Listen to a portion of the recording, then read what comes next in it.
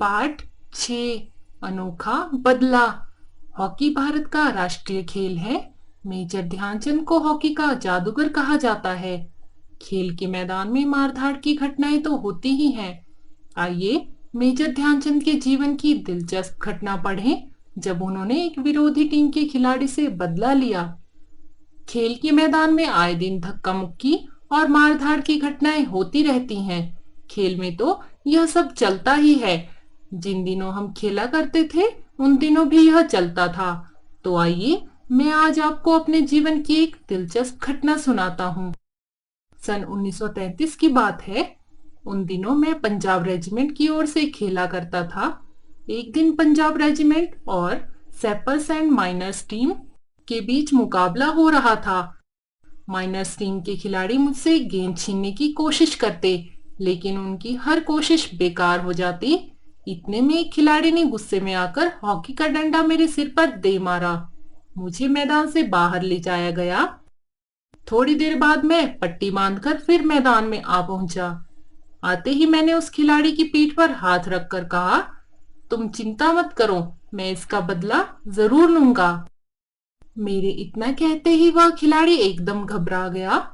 अब वह हर समय मुझे ही देखता रहता कि कब उसके सिर पर हॉकी मारने वाला हूं। मैंने एक के बाद एक झटपट 6 गोल कर दिए। खेल खत्म होने के बाद मैंने उस खिलाड़ी की पीठ थपथपाई और कहा, दोस्त, खेल में इतना गुस्सा अच्छा नहीं लगता। मैंने तो अपना बदला ले ही लिया है। अगर तुम मुझे हॉकी न मारते तो मैं तुम्हें शायद 2 ही गोलों से हराता। वह खिलाड़ी सचमुच बड़ा शर्मिंदा हुआ।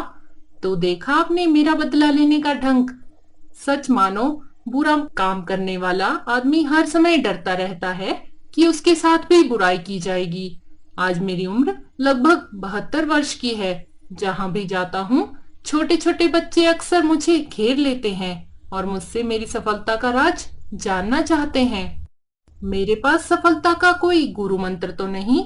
हर किसी से यही कहता हूँ कि लगन, साधना और खेल भावना यही सफलता के सबसे बड़े मंत्र हैं। मुझे ही देखिए, मेरा जन्म सन 1905 में प्रयाग के एक साधारण राजपूत परिवार में हुआ।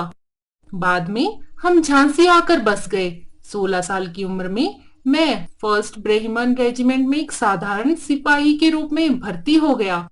उस समय तक मुझे खेल में कोई दिलचस्पी नहीं थी, लेकिन मेरे रेजिमेंट का हॉकी खेल में बहुत नाम था।